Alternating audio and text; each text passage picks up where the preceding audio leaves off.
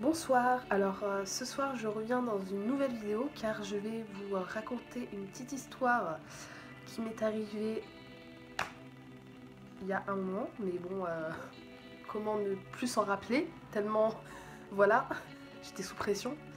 Alors, il faut savoir que moi quand j'étais au collège, j'étais une fille qui était vachement influençable, c'est-à-dire que voilà, c'est d'ailleurs comme ça que j'ai commencé à fumer. Voilà, on m'a dit tente, donc j'ai tenté, voilà, sans me poser les bonnes questions. Donc voilà, et donc ça a commencé quand j'étais en quatrième, je crois. Non, en cinquième plutôt. Ouais, en cinquième. Donc en fait, j'avais un petit cercle d'amis et il y avait dans mon cercle d'amis une fille qui connaissait une fille. Et cette fille-là, je l'ai rencontrée un après-midi, voilà. Donc je l'avais bien appréciée, elle était toute timide et tout, donc moi j'aime bien les filles comme ça, donc je l'ai, voilà, enfin j'ai pris son numéro de téléphone, on a commencé à parler et tout, et puis voilà.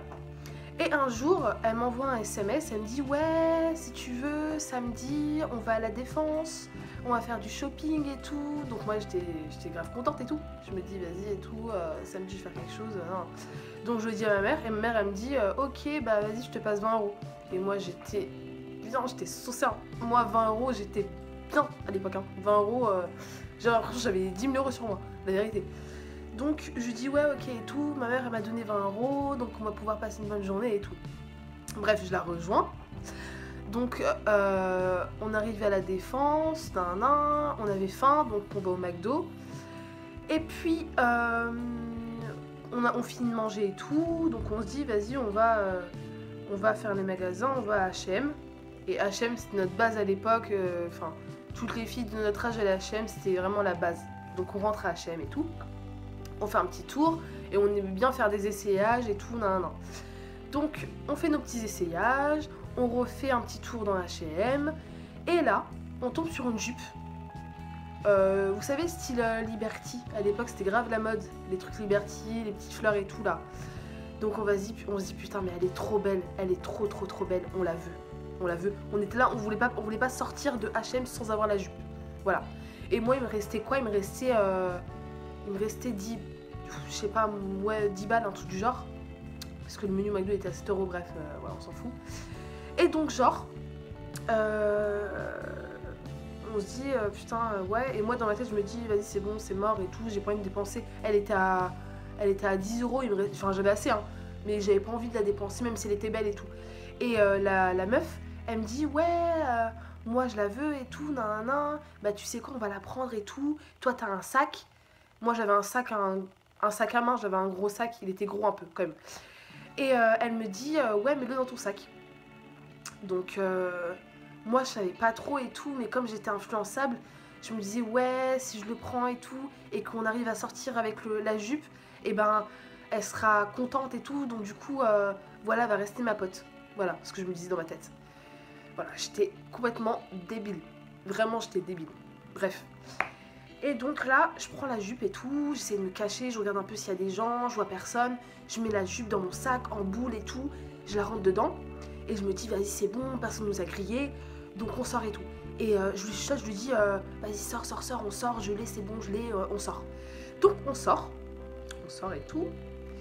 Et je vois, on commence à marcher et tout, on était au deuxième étage. Et puis là, je me retourne, je sais pas. Parce que j'étais quand même en stress un peu. Hein. Je me disais, ouais, c'est bizarre et tout, quand même. Je me disais, c'est bizarre. Je me retourne et je vois deux vigiles qui commencent à marcher vite en ma direction. Et je me dis, ah, c'est bon, c'est mort, je me suis fait griller, c'est mort. Et la meuf qui était avec moi, ma soi-disant pote, elle dit rien et tout. Et le vigile, il commence à me dire, ouais, on vous a vu et tout, vous avez pris quelque chose, faut revenir. Vous allez aller dans notre salle où il y a toutes les caméras de surveillance et tout. On va regarder, non. Donc moi je suis là, prise de panique et tout. Je me dis, mais non, on n'a rien pris. Je dis, ouais, on n'a rien pris et tout. Non, c'est pas nous. Non, vous êtes trompés et tout. Bref. Donc moi je savais de toute façon, ils avaient les caméras de surveillance. Donc c'était mort, voilà, on était mortes et tout. Mais moi, je savais pas en fait les conséquences. Je savais pas. Et genre, donc ils nous emmènent dans la salle et tout. Et là, je vois, c'est mort. On me voit prendre le truc, donc je peux pas nier. Donc je lui dis, ouais, c'est bon, j'ai la jupe, tenez.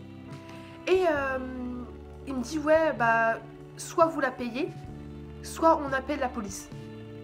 Et là, je pensais à ma mère. Je me disais, ma mère, si je vais au commissariat, qu'ils me mettent en garde à vue, mais ah, je suis finie. Et genre, j'avais 10 euros, mais je me disais, putain, mais non, mais moi, dimanche, je voulais faire quelque chose et tout, je peux pas dépenser 10 euros. Et je persistais, hein. Je disais, non, je peux pas la payer, je peux pas la payer. Et la meuf, elle disait, non, moi, je peux pas payer, bref. Et donc, bref, ils appellent la police. Moi, je me disais, ouais, c'était juste un coup de pression et tout, ils allaient nous le relâcher, rien du tout. Je vois qu'au bout de 10 minutes, je vois 4 policiers arriver en bombe, bien énervés là. Ils arrivent devant moi, ils me disent, mademoiselle, suivez-nous. On était au 2e étage, hein, où il y a le HM, 2e étage. Hein. J'avais 4 policiers qui m'entouraient. Ma soi-disant pote là, elle était sur le côté. J'ai descendu les étages de la Défense. C'était blindé la Défense ce jour-là en plus. Un samedi bien sûr. Les 4 étages, les 2 étages, je les ai descendus. Entouré de policiers. La honte de ma vie, la honte. On arrive au commissariat. Et je vois une policière qui me dit, mademoiselle, vous êtes passée en garde à vue avec votre amie. Et ma pote là, elle dit quoi? Je voulais la taper. Pourquoi? Parce qu'elle dit quoi? Ah mais moi j'ai rien fait. Moi j'ai rien. C'est pas moi qui avais la jupe dans le sac. Et la policière elle dit bon bah c'est bon pour vous, vous pouvez rentrer. Là j'avais le démon, je voulais la tuer cette fille, je voulais la tuer. Vraiment clairement je la tuer. Et la meuf elle sort, même pas un désolé et tout, je t'attends, rien du tout hein. Elle est partie hein. Je l'ai plus jamais revue la meuf. Elle m'a supprimé, voilà. Elle a plus jamais répondu à mes SMS. Donc bref et tout, je rentre dans la salle, je suis toute seule et tout.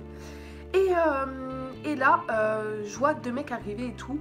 2 mecs et tout, ils étaient plus grands que moi, ils devaient avoir 18-19 ans, ouais 18-19 ans.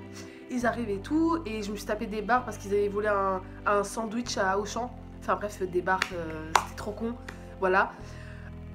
Et puis, passé 2 heures, je vois un daron arriver et il y a un des mecs qui est en garde à vue avec moi qui dit putain c'est mon père, il va me niquer, il va me défoncer et tout, je suis dans la merde et tout, non. Et je vois son daron, on regardait parce que la vitre elle était ouverte en fait du côté du commissariat, donc on pouvait voir tous les gens qui passaient et tout. Et là, son daron il arrive, il le regarde, le policier il ouvre la porte, son daron il a pris son casque de moto, il l'a tué. Et moi j'étais là, je disais au policier ouais séparez-les et tout, ça se fait pas, il va le tuer et tout, non. Moi j'étais grave susceptible, j'étais grave la petite fille ouais qui défend, qui voilà tu vois. Et bref il s'est fait défoncer clairement. Et moi je pensais à ma mère, je me disais ma mère, ma mère c'est une sauvage, ma mère c'est une Camerounaise, ma mère c'est une sauvage. Elle va arriver, elle va me tuer. Je serai morte dans le commissariat. Voilà, mon cimetière il sera dans le commissariat. Il sera mort. Donc j'attends et tout. Et je suis en sang et tout, nana. Et là, je sais pas, je parlais que... Il y avait d'autres meufs qui avaient volé des trucs à Sephora et tout. Bref, des beurrettes. Des beurrettes et tout, elles arrivent, elles avaient volé des trucs à Sephora et tout. Je parlais avec elle et tout. Et là, il y a une des meufs, elle dit ouais, il y a une dame et tout, c'est pas ta mère? Je me retourne. Je vois ma mère, elle a fait un chignon bien serré là. Et elle me dit quoi? Non, avant ça, pendant 10 minutes, elle a parlé à une policière. Et tout, elles ont grave parlé. Je voyais ma mère avec des sourires et tout, elle rigolait, je sais pas. Je me disais, voilà, je connais trop ma mère.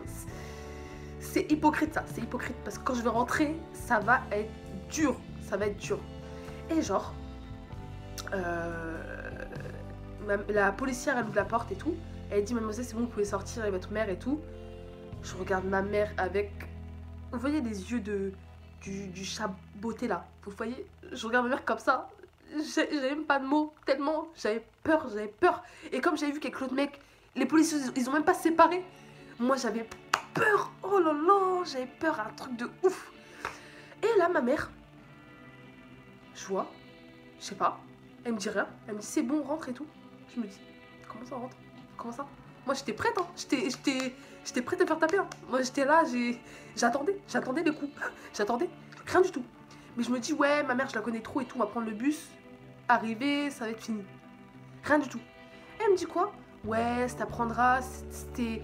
Voilà, c'est une erreur de jeunesse, mais ne recommence pas. Et franchement, je remercie la policière. Si elle me reconnaît, je vous remercie, merci. Vous avez sauvé une vie. La vérité, vous avez sauvé une vie. La vérité.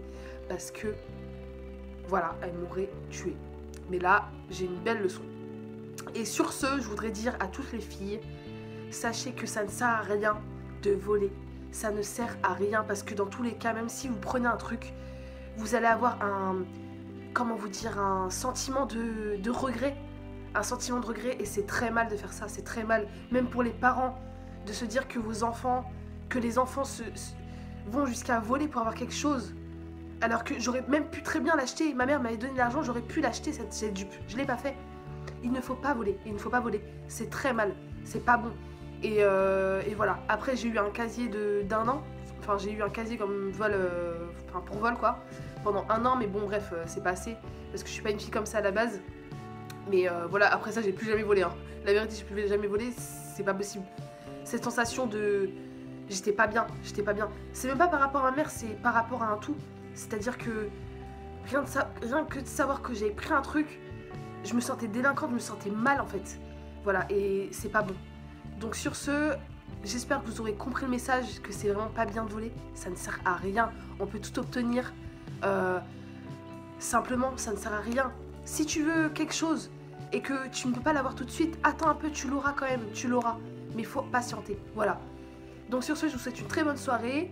Je suis désolée pour la lumière, mais il est tard et voilà, comme j'avais envie de faire une petite story time, voilà.